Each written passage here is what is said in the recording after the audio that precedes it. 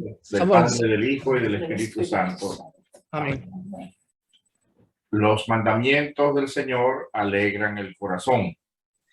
La ley del Señor es perfecta y descansa del alma. Descanso del alma. El precepto del Señor es fiel e instruye al ignorante. Preserva a tu siervo de la arrogancia para que no me domine. Así quedaré libre del gran pecado. Invoquemos la presencia del Espíritu Santo. Ven, Espíritu Santo, llena los corazones de tus fieles y enciende en ellos el fuego de tu amor. Envía, Señor, tu Espíritu, te renovará la tierra. Oh Dios, que has instruido los corazones de tus fieles con la luz del Espíritu Santo, concédenos a través del mismo Espíritu que gocemos siempre de su divino consuelo. Por Cristo nuestro Señor. Amén. Bueno, este domingo vamos a celebrar el 26º domingo del tiempo ordinario.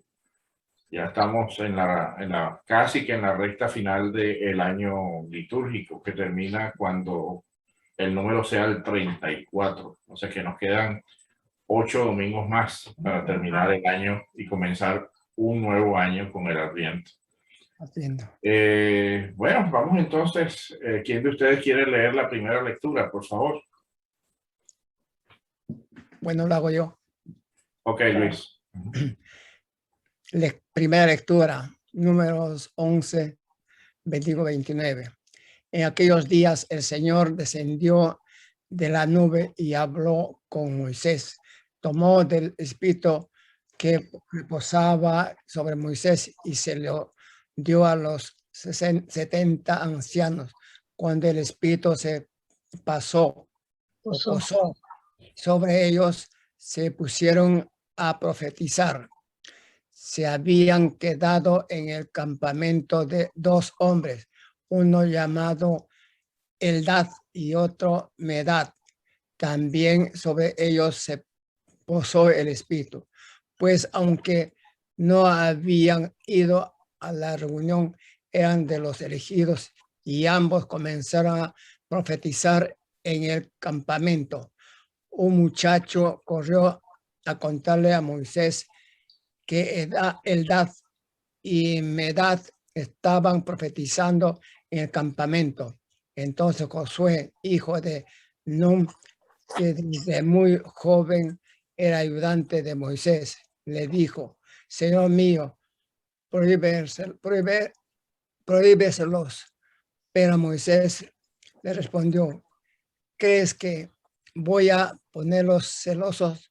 Ojalá que todo el pueblo de Dios fuera profeta y descendiera sobre todos ellos el Espíritu del Señor. Palabra del Señor. Bueno, vamos a leer el comentario que tenemos allí a continuación. Gracias, Edith.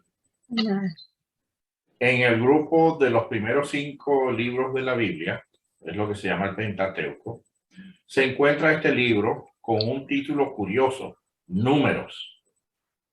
Cuando los israelitas peregrinaban por el desierto, después de haber dejado la esclavitud de Egipto, llegó un momento en el que Moisés hizo un censo para saber cuántos eran.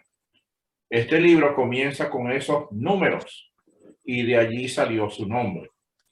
Pero el libro no se limita a las estadísticas, pues sería un poco aburrido y no nos transmitiría la revelación divina. Este libro ha sido preservado porque contiene además otras enseñanzas, como por ejemplo la del texto de esta lectura. El pueblo se había quejado. ¿Cuántas veces lo hizo? Ante Moisés. Y este presenta su caso ante Yahvé. Le parece demasiado la carga sobre sus espaldas de responder por un pueblo tan numeroso. Moisés, como podemos leer, elige 70 varones entre los más experimentados del pueblo. Ancianos, como dice el texto, no necesariamente es gente de edad avanzada. Anciano era una persona con suficiente experiencia, con sabiduría. y se dirige con ellos a la tienda de la reunión o la tienda del encuentro. Lo vemos en algunas Biblias que lo dicen así, que estaba fuera del campamento y era donde el Señor se manifestaba en una nube. Déjame explicarle, el campamento, bueno, acordémonos que ellos iban, eran un pueblo nómada, iban de un sitio al otro en aquel peregrinar muy lento que los llevó hasta la tierra prometida. Pero ellos construían una especie de templo que era portátil, que rodeaban con unas cortinas y adentro había una tienda en la que guardaban el arca de la alianza. Entonces, cuando hablamos de la tienda del encuentro o la tienda de la reunión, a lo que nos referimos es el templo. Había el sitio allí donde ellos consideraban que Dios se encontraba. Esa tienda de la reunión estaba fuera del campamento y era donde el Señor se manifestaba en una nube. El Espíritu ya no lo tendrá solamente Moisés, sino aquellos a quienes le correspondería ayudarlo en su misión de guiar al pueblo. En el Antiguo Testamento no encontramos a Dios Espíritu Santo como una persona, sino como una fuerza que se apodera del hombre y lo transforma, pero cumple funciones muy puntuales y específicas, y por eso no permanece en aquellos plenamente y para siempre. En el Antiguo Testamento el Espíritu lo recibieron por unos pocos y transitoriamente. Será después de la resurrección de Cristo que se democratiza el Espíritu Santo y todo creyente bautizado disfruta de su presencia en plenitud. En el Nuevo Testamento, el Espíritu reposará habitualmente sobre todo el pueblo creyente. Se cumplen entonces los deseos de Moisés ante los celos de Josué. Ojalá que todo el pueblo recibiera el Espíritu. Hoy, que tanto se habla de carismas y profetismo, conviene recordar que el profeta no es un adivinador del futuro, sino alguien por medio del cual Dios comunica su mensaje. Y para asegurarse que el mensaje es de Dios y no del hombre, el Espíritu Santo se ocupa de producir la inspiración necesaria. De esa manera, cuando un bautizado actúa en su condición de profeta, animado por el Espíritu Santo, hace que otros experimenten el paso de Dios. Esa es la misión del cristiano bautizado. ¿Tienen alguna pregunta o comentario, alguna duda que les gustaría resolver antes de seguir adelante?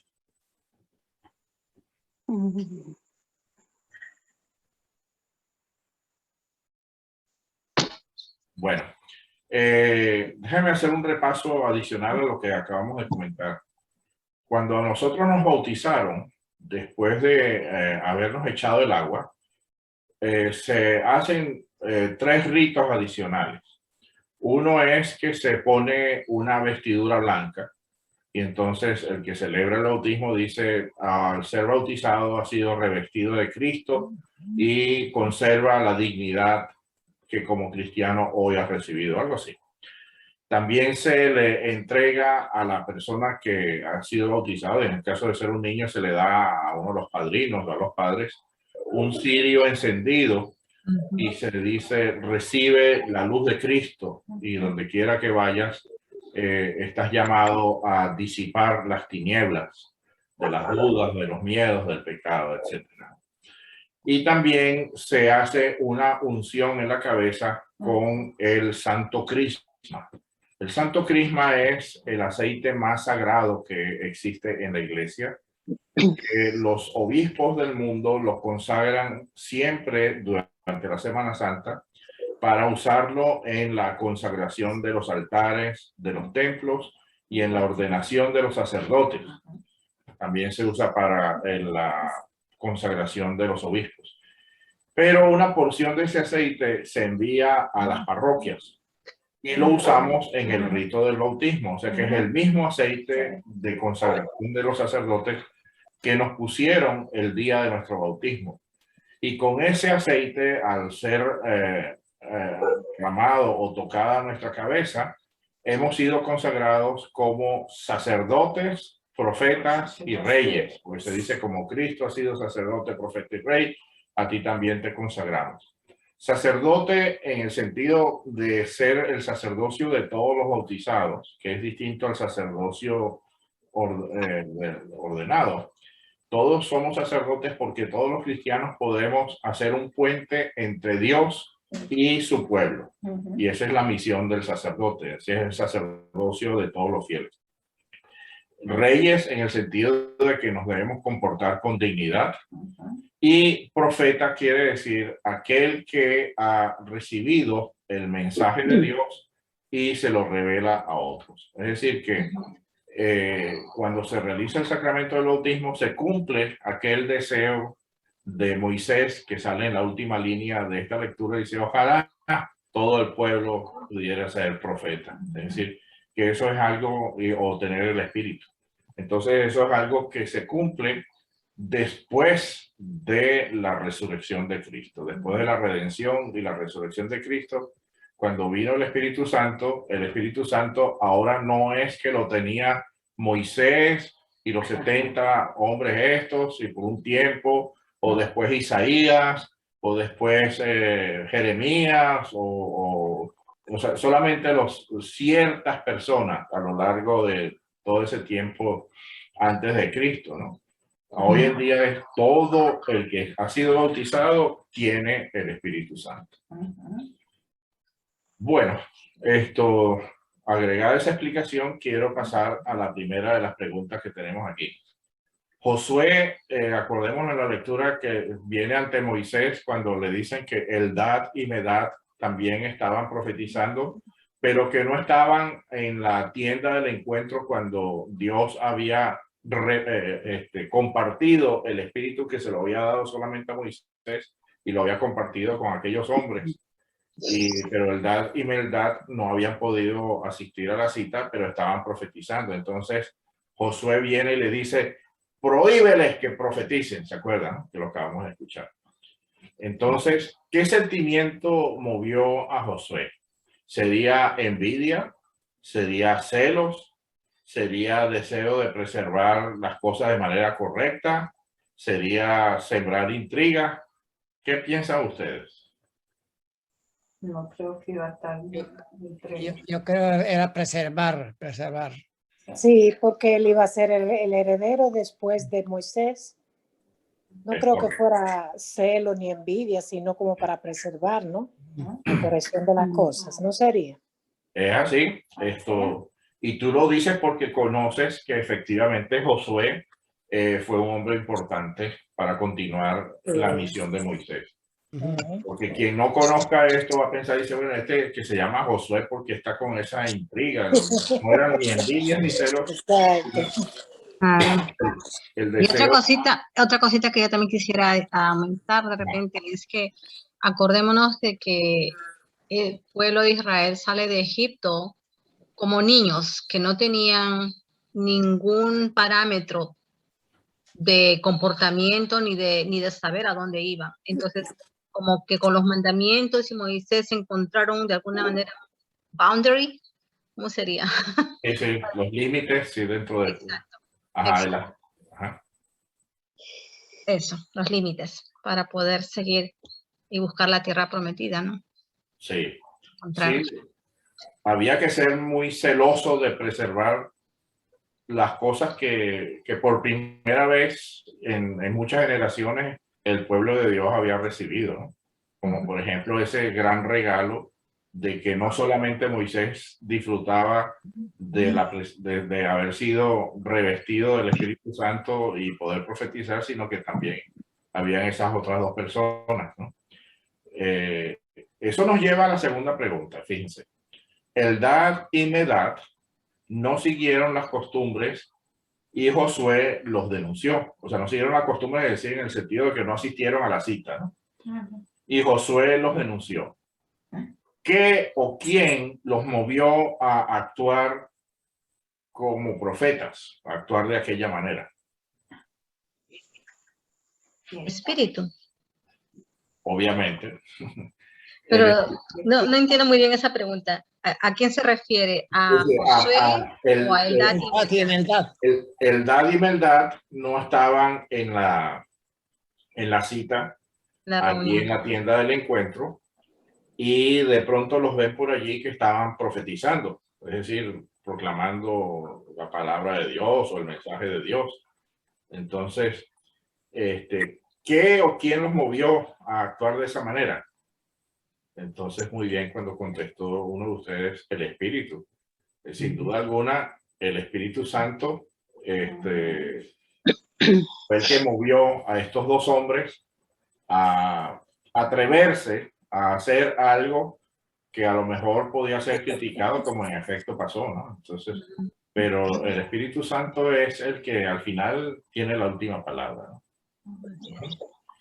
Fíjense que ahí conectamos con la tercera pregunta de manera perfecta. Dice, ¿piensas que Dios Santo siempre se ajusta a las normas humanas? No. No. No. Siempre se ajusta. A las No. normas humanas, no. No, tiene que ser No. divinas. Nosotros nos ajustamos a las normas de él. O sea, la lógica nuestra como seres humanos, Claro, no podemos pretender que sea la manera en que Dios piensa. claro. O sea, que el Espíritu Santo, si hubiera sido con la lógica humana, el Espíritu Santo dice, ah, no, ustedes no fueron, entonces no les toca. No les voy a dar, no les voy a dar un toque de mi espíritu a ustedes. ¿Quién los manda irresponsables que no vinieron? Pero el Espíritu Santo no se ajusta. Qué bueno, gracias a Dios. Más de uno de nosotros, yo no estaría aquí si Dios me jugara con criterios humanos. Claro. Sí. Fíjense, esta pregunta es bien interesante, ¿no? Piénsela bien antes de contestar. ¿Creen que Dios, el Espíritu Santo, actúa también fuera de la Iglesia Católica? Claro que sí. ¿O no? Sí. Claro que sí, porque el Espíritu Santo va donde lo llamen. No necesariamente quizás es la verdadera casa de Dios, pero él va donde lo llamen, ¿no? No necesitan. Exacto. Por eso es que hay personas que están en otras iglesias, los hermanos separados, y dicen, yo sentí el Espíritu Santo. Claro, porque él va donde lo llaman, pero eso no quiere decir que la Eucaristía esté ahí, pero el Espíritu Santo puede estar. Sí, pero qué bueno que lo mencionas así, porque no tendrán la Eucaristía, pero ¿qué sacramentos sí tienen en común con nosotros? Bueno, el Espíritu Santo, yo creo que eso es lo único. No, ¿No? ¿qué ¿Qué sacramento? sacramento? Sacramento es el sacramento de la comunión. El bautismo. Sí, sí. El bautismo. El bautismo. El sacramento que nos da a nosotros el Espíritu Santo es el bautismo. No, tiene razón. Sí, Es el decir, bautismo. que una persona que ha sido bautizada en la iglesia episcopal o en la iglesia metodista o en la iglesia Exacto. bautista, que aceptamos ese bautismo como válido, es, o sea, en efecto, no es que es posible, es que realmente también ha recibido el Espíritu Santo. O sea, Pero la iglesia episcopal y la ortodoxa es la que es igual que nosotros, ¿no? bueno, ellos celebran la Eucaristía, pero aparte de esas dos iglesias, en la iglesia bautista se bautiza, en la iglesia metodista, en la iglesia presbiteriana, también se hace un bautismo que la iglesia católica reconoce como válido. ¿En cuál iglesia? ¿En la presbiteriana? Las iglesias cristianas serias, no estoy hablando de las sectas, ¿no? Las iglesias cristianas serias son los metodistas, los anglicanos, los episcopales, presbiterianos y bautistas. Ahora, que si la iglesia de Dios, la iglesia de Cristo, los testigos de Jehová, los mormones, todos esos son sectas, eso no son iglesias. Pero las iglesias cristianas serias, la iglesia ortodoxa, me olvidé mencionarlo antes, sí, la ortodoxa. sí tienen un bautismo, sacramento del bautismo válido, reconocido por la iglesia católica a tal punto que si alguno de ellos se convierte al catolicismo, nosotros no lo volvemos a bautizar. Oh, wow. Cierto. Entonces la episcopal es la única que tiene el pecado de que los sacerdotes se casan. Bueno, los ortodoxos también se casan Oh, los ortodoxos también. pero el hecho de que los sacerdotes se casen es una norma por efectos prácticos, es una norma, pero no es un mandamiento, es una norma decidida por la iglesia, no es un dogma y podría ser cambiado en cualquier momento. Entonces, cuando yo estuve en Medjugorje, me llamó mucho la atención que un retiro que yo hice, habían parejas y me parece que eran ortodoxos, que eran esposos y tienen que vivir de lo que el pueblo o la gente le dé, y ellos lo obligan a ir cada año a hacer ese retiro. Tienen que ir en pareja de esposo todos los años. Creo que eran ortodoxos. Ya es posible. Sí. Pero ese no es un requisito para poder ser sacerdote de esa iglesia. Solamente dentro de la iglesia católica. No, ahora, un ejemplo. Ajá. Un ejemplo. Con ese, Dios no quiera, estamos nosotros en Bruce Downs. Hay un choque, un accidente de tránsito y hay una persona que no es católica, pero es cristiana, a punto de morir. Ajá. No hay un sacerdote cerca. Nosotros como seguidores de Cristo estamos llamados a atender a ese hermano cristiano. Sí, podemos ayudarlos a bien morir, claro que sí. Esa persona fue bautizada e incluso las que no han sido bautizadas también, porque al fin y al cabo que lo que salva es la misericordia de Dios. Fíjense que en el caso de cuántos millones de seres humanos han muerto por haber sido abortados, porque esos son seres humanos. Claro. Y esas criaturas que tenían cuestión de semanas o meses en el vientre de sus madres nunca fueron bautizados. Sí. Podemos pensar que no tienen derecho a estar en el cielo. Entonces ahí se encarga es la misericordia de Dios. Entonces también en el caso de que haya un accidente o algo de eso, obviamente lo ideal es que la persona haya sido bautizada, pero si una persona no ha sido bautizada y está en nuestras manos, orar con ellos en esos últimos minutos de su vida e incluso preguntarles, ¿tú crees en Dios? Entonces mira, ese Dios es el que te va a salvar. Encomiéndate al Señor y pide perdón por tus pecados. Entonces, el concepto de pecado existe hasta en las sociedades más primitivas. Si nos metemos en el centro del Amazonas, donde una persona jamás, de estos indígenas que jamás han escuchado de Cristo, ellos saben que es malo matar, que es malo mentir, que es malo robar. Es decir, Dios ha sembrado en el corazón de los hombres lo que se llama la ley natural. Es decir, ellos no han leído los mandamientos, pero se comportan de acuerdo a eso, porque es que esa es la ley natural y todos buscamos a Dios porque todos hemos sido creados a imagen y semejanza de Dios. Y entonces nuestro espíritu siempre busca a lo alto. Por eso es que existen distintos intentos de acercarse a Dios, algunas veces a través de ídolos, a través de creencias y todo esto, porque no han conocido la verdad verdadera. Entonces nosotros somos afortunados porque el verdadero Dios y la verdadera religión se nos ha sido revelada y ya la conocemos.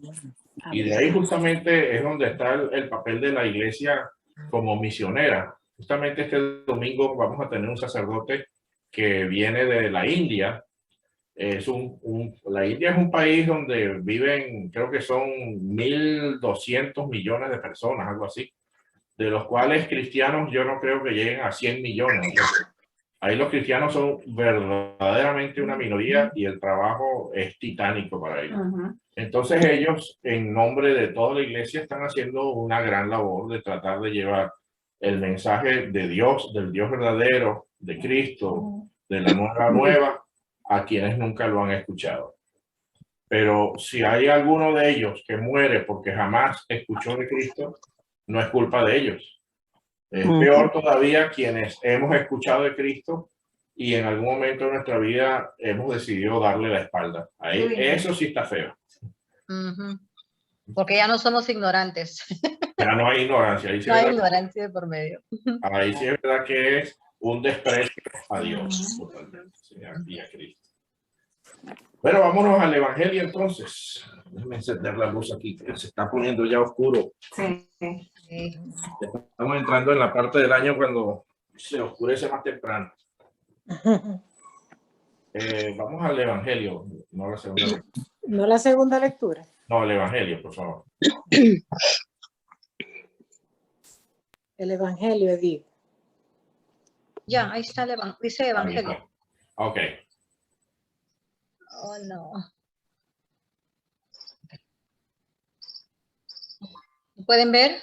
Sí, está perfecto. Ok. Sí, pero para nosotros está pequeñito. Ok, déjenme agrandarlo. Yo pregunté si querían que lo agrandara. Sí, yo se ve creo que estaba pequeño, pero bien. no puede leer yo bien. Ok. Está mejor. Está mejor. Ok. Está mejor. Pero díganme. Ok. Ya. ¿Quién lo va a leer? Si gusta, lo leo yo, Vilma. Ay, Vilma, oye, qué bien. Por favor, léalo.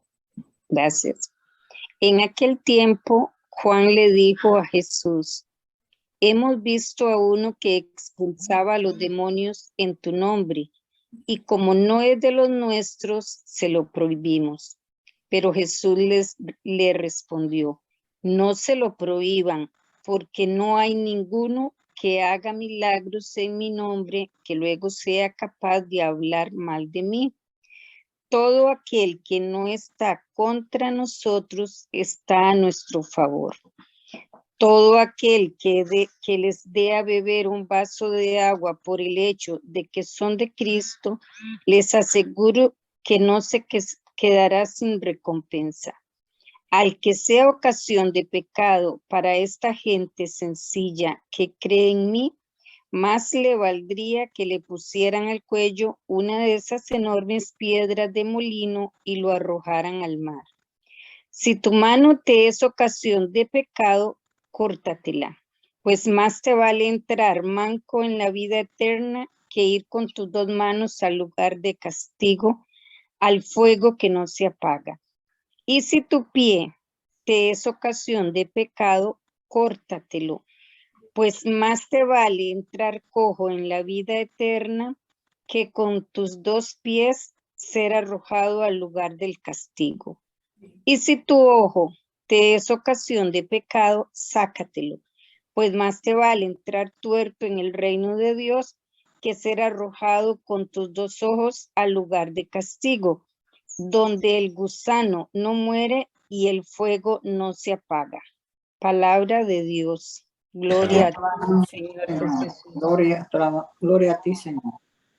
Bueno, este evangelio realmente son como si fueran dos evangelios, ¿no? Dos. La primera parte es como hace eco a lo que acabamos de escuchar en la primera lectura, donde dice: hemos visto a uno que expulsaba a los demonios en tu nombre y como no es de los nuestros, se lo prohibimos. Más o menos la misma actitud de Josué, ¿se acuerdan?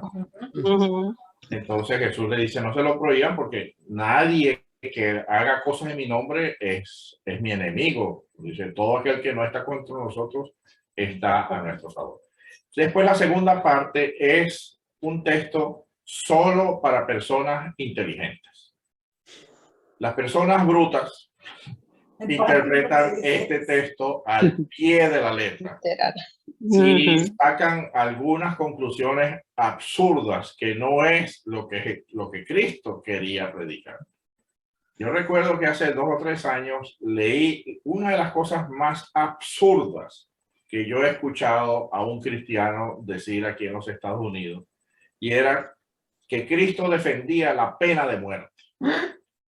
Y el texto que está aquí dice: el que le sea ocasión de pecado, más le valdría que le pusieran al cuello una de esas enormes piedras de molino y lo arrojaran al mar. Ve, ahí donde Cristo está apoyando la pena de muerte. Por supuesto, es un lenguaje figurado, es un lenguaje exagerado como para causar asombro, para luego lanzar la siguiente enseñanza, que es una enseñanza que algunos han querido interpretar al pie de la letra. Si tu mano es ocasión de pecado, córtatela. Si tu ojo es ocasión de pecado, sácatelo. Si tu pie es ocasión de pecado, córtatelo. Jesucristo no está montando aquí un negocio de amputación de órganos humanos y proponiendo nada que se le parezca. ¿Cómo interpreta una persona inteligente esto? Bueno, es que donde quiera que haya algo que lo puede a uno hacer pecar, uno debe podar eso de la vida de uno. Y me explico con un buen ejemplo. Si a mí me gusta la bebida y soy débil porque no la puedo controlar, yo no debería de buscar trabajo en un bar o en una licorería, porque voy a pecar. La tentación. Y si yo soy glotón, no voy a buscar trabajo en donde venden chocolate, por ejemplo. Y cosas así por el estilo. Entonces, cada uno de nosotros sabe cuál es su debilidad y cuáles son las ocasiones que nos pueden llevar a volver a caer en ese pecado que es nuestro pecado, digámoslo, no favorito, pero es el más, nuestra debilidad es el que más confesamos, ¿no? Entonces, a eso es que se refiere Cristo aquí. O sea, lo que a ti te ocasiona el pecado, trata de apartarlo de tu vida. Eso es básicamente la enseñanza que está aquí. Entonces, ni Cristo está apoyando la pena de muerte, ni está sugiriendo que debemos cortarnos partes de nuestro cuerpo para no pecar. No sé si me es lo que siempre habla, como él habla en parábola, en todo eso es como un ejemplo de una parábola o algo que le está diciendo. Es correcto. Bueno, en la iglesia, en la historia de la iglesia, hay una etapa que vino justo después de los apóstoles, más o menos entre el año 100 y el año 300, tal vez casi 400, que son personas muy sabias, muy llenas del Espíritu Santo, que ayudaron a sentar las bases para muchas de las cosas. Uno de ellos fue, por ejemplo, San Agustín, San Jerónimo, que es el que hizo la primera traducción de la Biblia, y unos cuantos de ellos, un buen número de personas sobre los cuales la iglesia pudo crecer gracias a que el Espíritu Santo los inspiró muchísimo. Pero había uno de ellos que lo seguimos reconociendo como un gran hombre. Su nombre era Orígenes. Orígenes es, si ustedes lo pueden buscar ahí en Google y pueden ver muchas de sus enseñanzas que la iglesia todavía mantiene, conserva, y algo de ello aparece en ese libro que se llama El Catecismo de la Iglesia Católica. Bueno, Orígenes interpretó este texto al pie de la letra y dice la historia que él se castró porque tenía esa debilidad. Entonces, no era eso lo que Cristo había propuesto. Es un ejemplo de cómo personas que a lo mejor le falta el criterio suficiente como para interpretar en lugar de leer letra por letra lo que encontramos en el texto.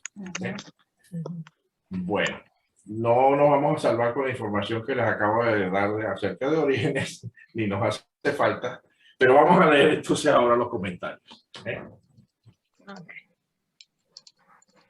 Ok. El pasaje evangélico contiene dos temas distintos: el monopolio del nombre de Jesús y el escándalo en el seno de la comunidad. Después de la observación de Juan, se vislumbra el egoísmo del grupo. Observemos el uso del plural. Hemos visto, hemos intentado. Es un temor mezquino de la competencia de los demás que a veces se disfraza de fe. El discípulo necio se muestra envidioso del trabajo profético de otros. ¿No debería de estar el Espíritu Santo de Dios solamente en nuestras manos para que se vea que solamente nosotros somos sus portadores? No. Hay algunos que tal vez se atreverían a decir eso. En la guerra del César contra Pompeyo, hubo dos actitudes diferentes. Pompeyo consideraba enemigos a quienes no lo apoyaban abiertamente, mientras que el César, más inteligente, consideraba como aliados aquellos que no iban en su contra. Es decir, enemigo es quien no me apoye o aliado es el que no me ataque. Sigo leyendo. El enemigo de Cristo es uno, Satanás. Y cualquiera que cumpla una misión de apartar a las almas de sus tentáculos, trabaja para Jesucristo. Del mismo modo, habría que reconocer mucha gente de buena voluntad que aún sin conocer a Cristo son guías de la gente con palabras aleccionadoras que los acercarán inevitablemente a Dios, alejándolos del maligno. Por ejemplo, ahí tenemos el ejemplo de Gandhi. La no violencia, la violencia es algo que inspira el demonio. Y Gandhi predicaba la no violencia. Es decir, que lo que Gandhi predicaba favorece a quienes seguimos a Dios. Sigo leyendo. Qué tonto y estúpido es que dentro de la iglesia existan a veces rivalidades para demostrar que los miembros de tal o cual grupo sí tienen un acceso directo a Dios Espíritu Santo. Sí. Eso lo he visto yo tristemente en algunas oportunidades. Todos cumplimos una misma misión colectiva como pueblo de Dios, sin distingo de capacidades, habilidades, carismas o vocación. Todos trabajamos para el Señor. Cada quien en su terreno y cada quien en su carisma. ¿Okay? Y es que debemos cuidar mucho que nuestra actitud no sea causa de escándalo, pues el que provoca los escándalos verdaderamente está trabajando para el malo y no para el Señor. Y de esto se trata la segunda parte del texto. Las víctimas del escándalo serán aquellos a quienes Jesucristo llama pequeños, que son los preferidos de Dios. Desde el domingo pasado sabemos que el uso de los niños es una especie de metáfora para significar a todos aquellos que en la comunidad no son los importantes o los que saben mucho o los que no son tan piadosos. Esta instrucción de Jesucristo termina con una invitación a vivir en paz. Tal vez sería conveniente releer el texto teniendo en mente este último consejo. Vale la pena también reflexionar acerca de las recomendaciones a podar aquello que nos pueda hacer no solamente pecar, sino ser causa de pecado para los demás. El hombre debe evitar escandalizarse a sí mismo, lo cual es imposible si deja de luchar contra sus propias inclinaciones. ¿Estamos claros? ¿Alguna pregunta, alguna duda que quieran resolver?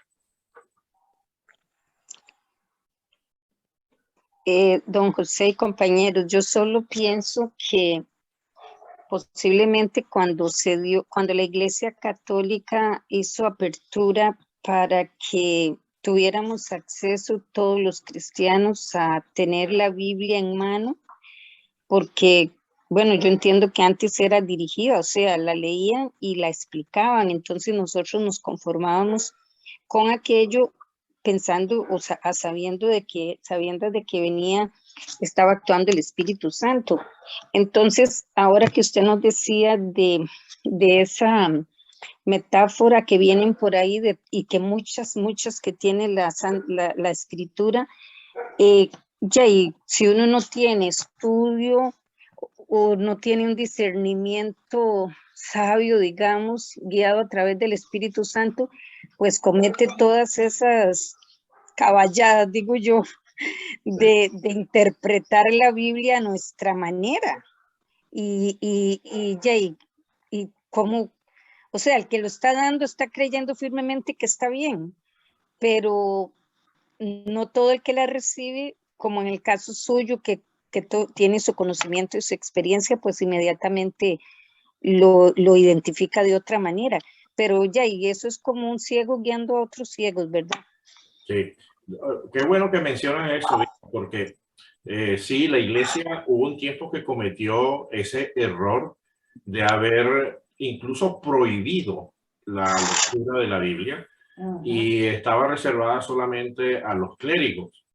Y eso condujo a mucha ignorancia y falta de tradición que se ha ido transmitiendo a lo largo de generaciones. Pero fíjense, yo siempre insisto en que nosotros estamos viviendo un tiempo precioso, un tiempo excepcional, y somos protagonistas de este momento histórico.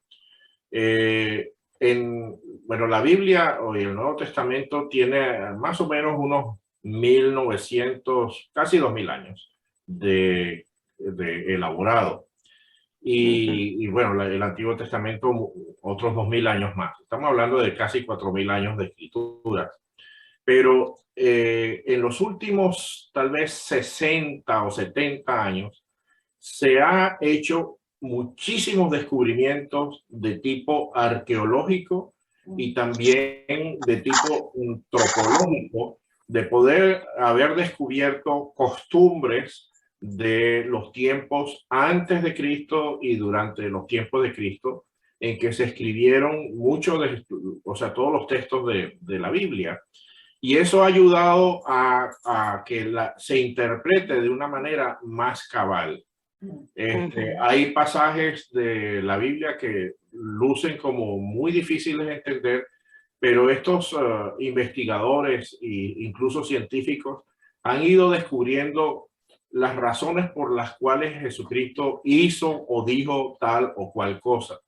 Entonces, eso ha contribuido a que la interpretación de la Biblia sea cada vez más una aproximación a la verdad que Dios ha querido revelar.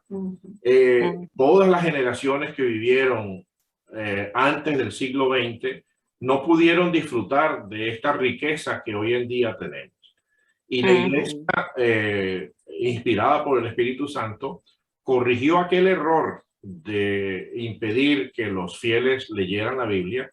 Y cuando en el Concilio Vaticano II se discuten muchas cosas, hay una de las constituciones que se llama Dei Verbum, se llama la palabra de Dios, y se refiere de manera específica a la palabra de Dios, nos lo explica ese documento, y al mismo tiempo invita a todos los bautizados a que se sumerjan en las aguas deliciosas de la palabra de Dios. Y entonces, a raíz de eso, empezaron a publicarse muchas Biblias católicas con comentarios.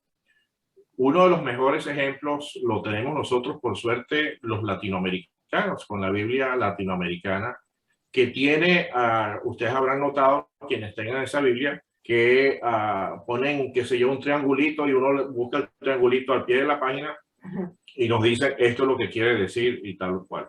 Hay otra Biblia que es muy útil que se llama la Biblia de Estudio, que no es publicación católica, sino de nuestros amigos de la Casa de la Biblia, que son protestantes, pero ellos han incluido los 7 libros católicos, y después de haber sido revisada, ha sido autorizada por los obispos católicos como un texto que podemos usar los católicos también. Es decir, que la interpretación de la Biblia no se ha dejado en manos de cada quien como ocurre fuera de la Iglesia Católica, sino que es la Iglesia la que se dedica a guiarnos cómo interpretar los textos bíblicos. Es decir, hay ya en estos últimos 60, 70 años han aparecido muchísimos libros, muchísimos expertos que nos han ayudado con sus trabajos, con sus escritos, a poder descifrar y entender cada vez mejor los textos de la Biblia. Así que vivimos un tiempo, afortunadamente somos afortunados, tenemos esa gran bendición de vivir en este tiempo donde ya no es tan difícil poder encontrar la explicación de los textos hecha por la misma Iglesia Católica. Así que de verdad te agradezco que hayas puesto el tema, Vilma, porque esto es algo que debemos tener en cuenta nosotros, que la Iglesia misma es quien nos interpreta la palabra de Dios y no es algo que cada quien puede hacer a su antojo y posiblemente propio interés. ¿De dónde surgen a veces esos predicadores no católicos que hacen algunas predicaciones como demasiado sacadas de texto? Sí. Pero nosotros, bueno, qué suerte que tenemos a la Madre Iglesia que nos explica las escrituras y hay bastante material que ustedes mismos, incluso, bueno, ahora con la ayuda de internet existe muchísimas explicaciones que podemos conseguir si no están en la Biblia que tenemos en nuestra casa. Muy bien. Bueno, las preguntas que están allí las fuimos respondiendo a medida que íbamos haciendo comentarios, pero quiero ir a la pregunta número 4. Los pecados capitales. A mí me gustó mucho y me sorprendió la explicación que hizo el padre Eduardo el domingo pasado de que los pecados capitales vienen de la palabra capita, que quiere decir cabeza. Es decir, son aquellos pecados que se gestan más en nuestra mente, en nuestra cabeza, que en el corazón. Por eso que se le llaman capitales. Y son esos que están ahí: ira, lujuria, pereza, gula, envidia, soberbia y avaricia. Pero más que pecados, realmente no son un pecado. No existe el pecado de la ira o el pecado de la lujuria, sino que la ira es una condición pecaminosa que nos lleva a cometer varios tipos de pecado, de rabia, de odio, etc. La lujuria también es una actitud que nos lleva a tener varios tipos de pecado, y así cada uno de esos 7 pecados capitales no son un pecado puntual. Usted no puede decir: padre, me confieso del pecado de pereza. Usted tendría que decir: padre, no estoy haciendo mi trabajo, o pues, qué sé yo. Hay tantas modalidades con las cuales uno puede ser perezoso, ¿no? Y lo mismo con la gula, etc. Entonces, estos pecados capitales tienen un contravalor positivo, que es el que vemos en la pregunta número 5. Son la generosidad, la humildad, la castidad, la paciencia, la templanza, la caridad y la diligencia. Por ejemplo, la diligencia sería el opuesto a la pereza, por decirlo de alguna manera, y la templanza a la lujuria, y así, pues, la generosidad sería el opuesto a la avaricia. Entonces, más que hablar de los pecados capitales, deberíamos tal vez poner nuestra atención en desarrollar las virtudes cardinales, que son esas 7 que están allí. Así que yo creo que, Edith, puedes deslizar a ese. Yo creo que puse una tabla al final, después de la oración final, un poco más en la siguiente página. Ahí está. Entonces, quienes recibieron el texto pueden venir aquí y leerlo esto con más calma, ¿no? Pecados capitales y virtudes. Es un poco lo que yo les estaba diciendo ahora. Entonces, fijémonos más en cómo desarrollar virtudes que en los pecados capitales, porque a veces los pecados, al ponernos la atención a los pecados capitales, estamos más pendientes de quiénes son los que lo cometen, porque por supuesto yo soy de los buenos y yo no lo hago tanto como aquellos que practican la avaricia. Entonces, tratar de crecer espiritualmente desarrollando las virtudes cardinales. Ahora sí, vamos entonces un poco más arriba para hacer la oración final, porque ya se nos está terminando el tiempo. Los pecados capitales vendría a ser la ausencia de las virtudes. Sí, Otras palabras. También podríamos decir, exacto, muy bien planteado esos términos, o que tienen un antídoto en las virtudes cardinales, ¿no? Porque son actitudes. La generosidad es una actitud del corazón, que es compartir, es estar atento a quien tenga menos, a renunciar al tiempo o renunciar a cosas, etc. La generosidad se puede manifestar de muchas maneras, así cada una de esas 7 virtudes. Entonces, recordemos que los pecados capitales no son pecados propiamente dichos, sino actitudes de pecado, o un archivo de pecados. Es decir, por la actitud de la soberbia, ahí podemos meter unos cuantos pecados, por ejemplo. Muy bien, entonces vamos a hacer nuestra oración final. Señor del día y de la noche, del principio y del fin, al concluir esta reunión, una vez más, levantamos nuestros corazones a ti, divino origen de toda vida. Te damos gracias por los dones recibidos sobre nosotros. Te damos gracias Por el amor manifestado manifestado. compañerismo y entendimiento de respeto mutuo y ideas compartidas. Diga. Tanto poder que nos ayudará en las preocupaciones que compartimos. Por estos y todos los dones te damos gracias. Te damos gracias. Señor, ahora escucha las plegarias que te presentamos.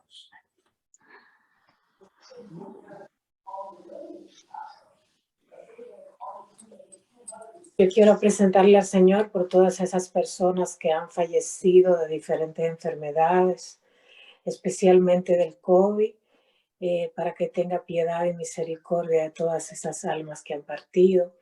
Y por las personas que no tienen trabajo, que están desesperadas porque pueden perder su hogar, su familia, especialmente por Isabel y por David García, Isabel Mejías. Y por la paz del mundo, y para que el Señor siga iluminando de conocimiento, entendimiento y de todo al Padre, al Papa Francisco y a todo su clero. Te lo pedimos, Señor, y te damos Te lo gracias. pedimos, Señor. Lo pedimos, Señor, te damos gracias.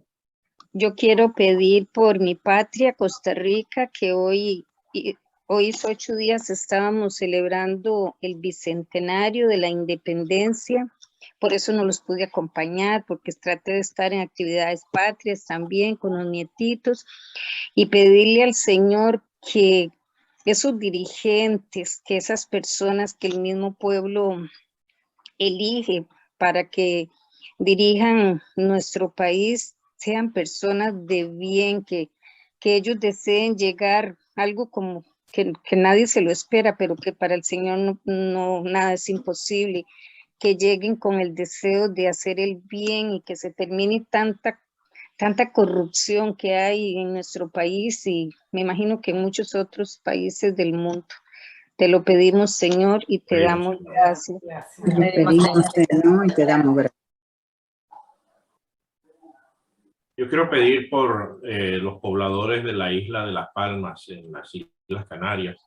Este nuevo volcán que apareció hace 5 días ha ido con la lava comiéndose el territorio y muchas personas han perdido casas, han perdido los terrenos donde labraban y esos terrenos ya no pueden volver a ser utilizados en el futuro porque ahora esa lava se convierte en piedra. Son personas que han perdido absolutamente todo por lo cual han trabajado 40, 50, 60 años de su vida y ahora no tienen ni siquiera casa. Por suerte no se han perdido vidas, pero quisiera que el Señor les dé un consuelo muy grande y que no les falte la ayuda para restaurar sus vidas en los nuevos lugares a donde ellos puedan encontrar sosiego y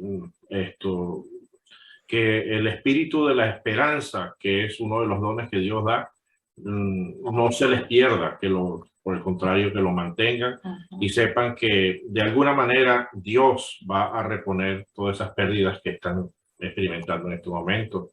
Te lo pedimos, Señor. Te lo pedimos, Señor, y te damos Gracias.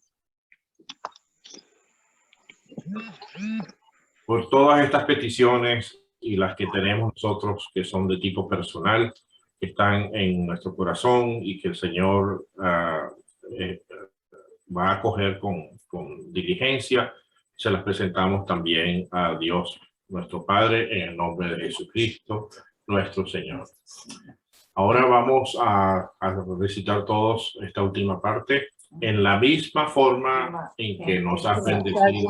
Te pedimos que bendigas nuestro regreso a casa, que tu santa bendición nos acompañe, del Padre, del Hijo y del Espíritu Santo. Amén. El Rey de la eterna gloria nos lleve al banquete celestial. Amén. Amén. Amén. Que Dios nos bendiga. Miren, antes de que se me el miércoles pasado estudiamos el Evangelio en el cual Jesucristo les decía a sus discípulos que quien quisiera ser importante tenía que servir a los demás. Ajá. Y después de la reunión me vino a la mente algo que me acuerdo que mi mamá acostumbraba a decirme, y me decía, mira, ¿sabes quién es la persona tal vez más importante? Es aquella persona que nos recoge la basura todas las semanas. A veces estamos acostumbrados a pensar como importante a alguien, que sea un médico, un abogado, un político. Pero fíjense, si un médico nos pedimos una cita y nos la dice, bueno, en diciembre lo podemos ver, aguantamos hasta diciembre. Pero si el que nos recoge la basura nos dice, mire, en diciembre yo vuelvo, nos volvemos locos. Es cierto. Lo importante es alguien que de verdad nos hace falta. Y por eso los padres son importantes para los niños, los esposos son importantes para cada uno, porque nos hacen falta. A través del servicio es cuando uno se vuelve importante. Entonces, Sí, es. Al revés. Una gran verdad. entonces, bueno, que Dios los bendiga, disfruten el resto de la semana, disfruten las homilías que escucharemos este domingo. Ojalá que nos enriquezcamos un poco más y nos volvemos a ver, si Dios quiere, el próximo miércoles, igual que hoy. ¿Okay? Ok, muchas gracias. Diácono Moronta. Gracias.